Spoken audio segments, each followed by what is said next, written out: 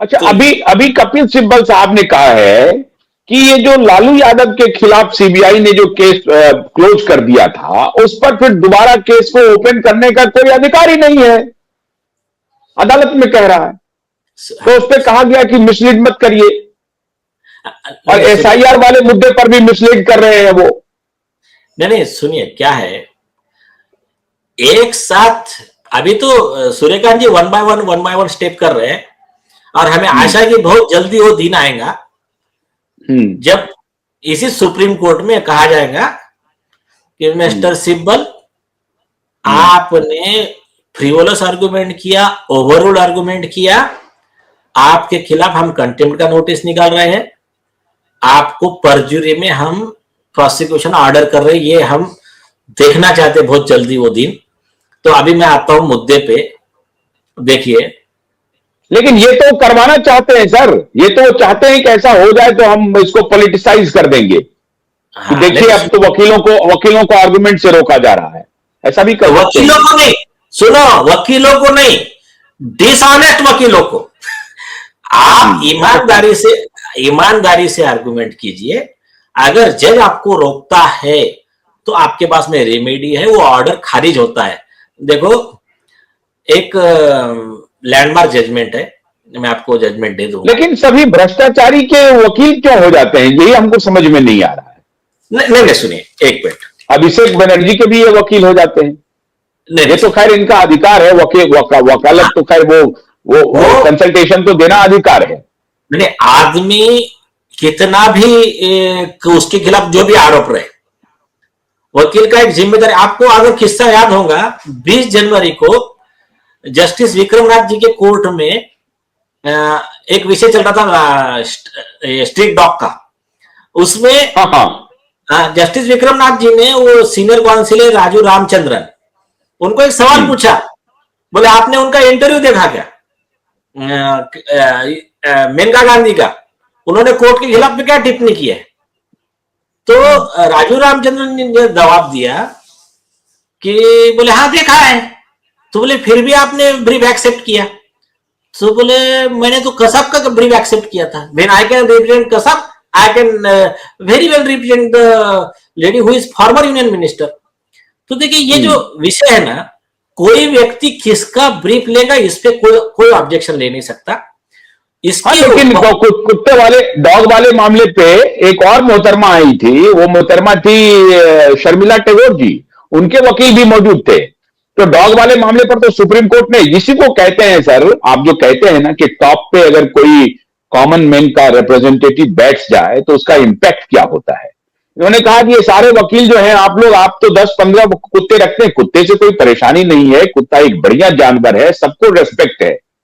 लेकिन ये आप लोग जो ऑर्फेंट बच्चे हैं, ह्यूमन ऑर्फेंट भी हैं, उनको भी जरा गोद लीजिए, कुत्ते को तो ले रहे हैं।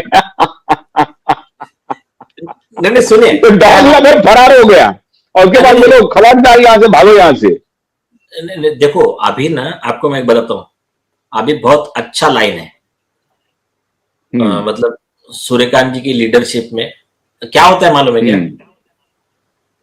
अगर लीडर सही है तो हाँ, फिर पूरा डिपार्टमेंट सही रहता है। मतलब, बिल्कुल।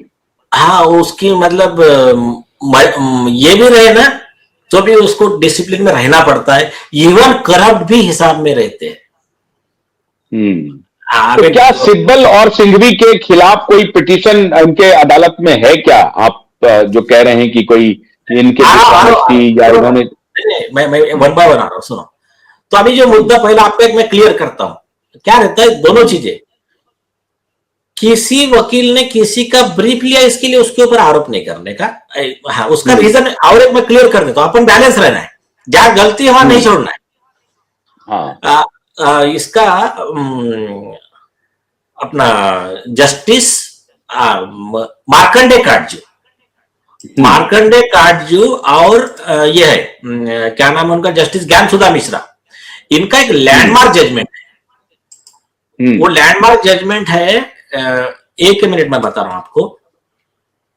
हम्म। हाँ, एएस मोहम्मद रफी वर्सेस तमिलनाडु हम्म। 2011 का।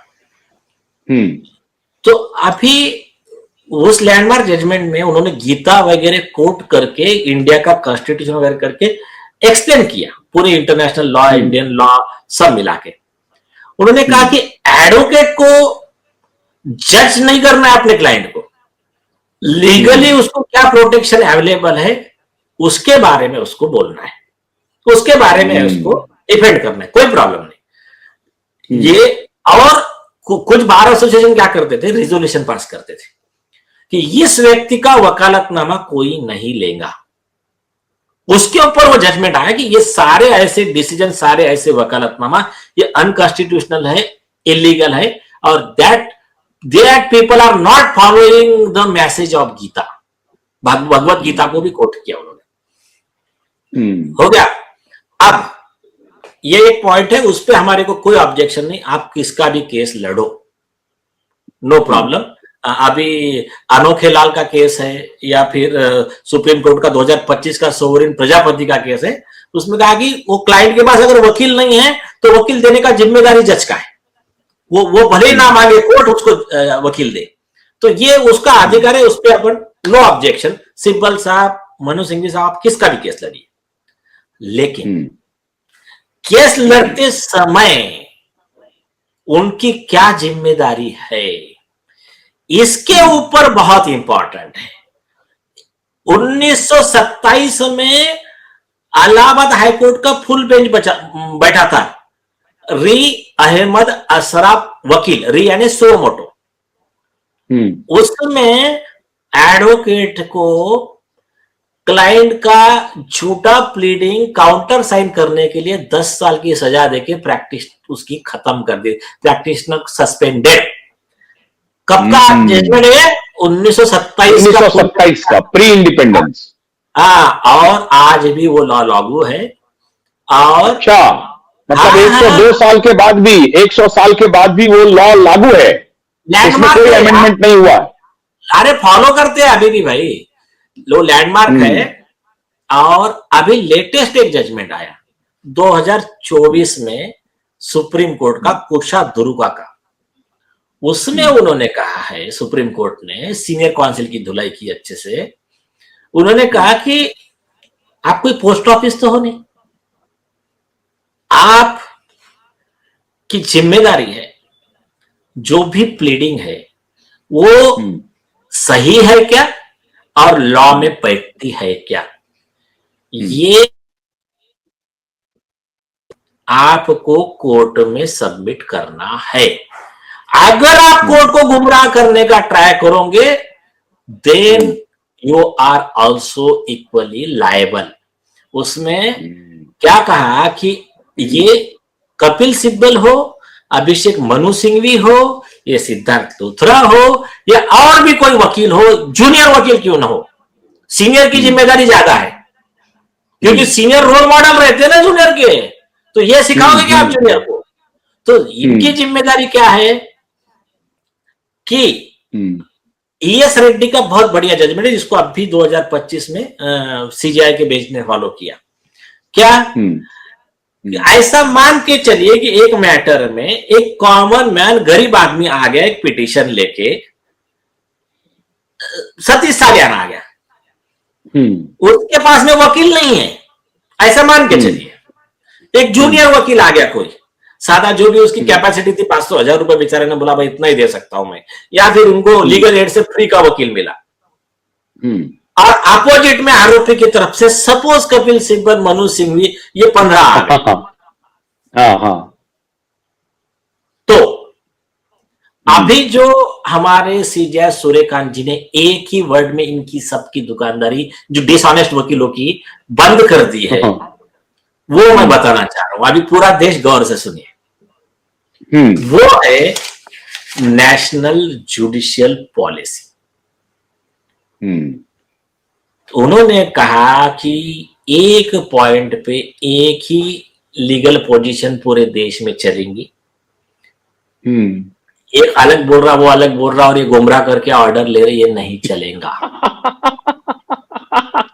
और नहीं, और वो क्या हैवी वेट खड़े हो गए ना, हैवीवेट के खड़े होते ही जज साहब जो है हैवीवेट की तरफ मुड़ गए, क्या भाई माननीय कपिल सिब्बल आए हैं, माननीय सिंघवी साहब आए हैं, वो बेचारे नए नए कोई ट्रेनी आ गया है बेचारा। उसके ऊपर भी सुप्रीम कोर्ट ने क्लियर किया जजेस को। एक निरंकर नाथ वही का जजमेंट है, उसमें सीनियर काउंसिल था कॉमन मैन के केस में, तो जज ने उठा के उसका पिटीशन डिसमिस किया, तो सुप्रीम कोर्ट ने स्ट्रिक्चर पास किया। उन्होंने कहा कि जजेस शुड बी मतलब blind for the identity of the parties and they should open their eyes, ये जयरा सिंह ने बोला है, for the facts of the case, law applicable to the case. तो उन्होंने बोला कि they should not come under the influence of the influential member of the bar.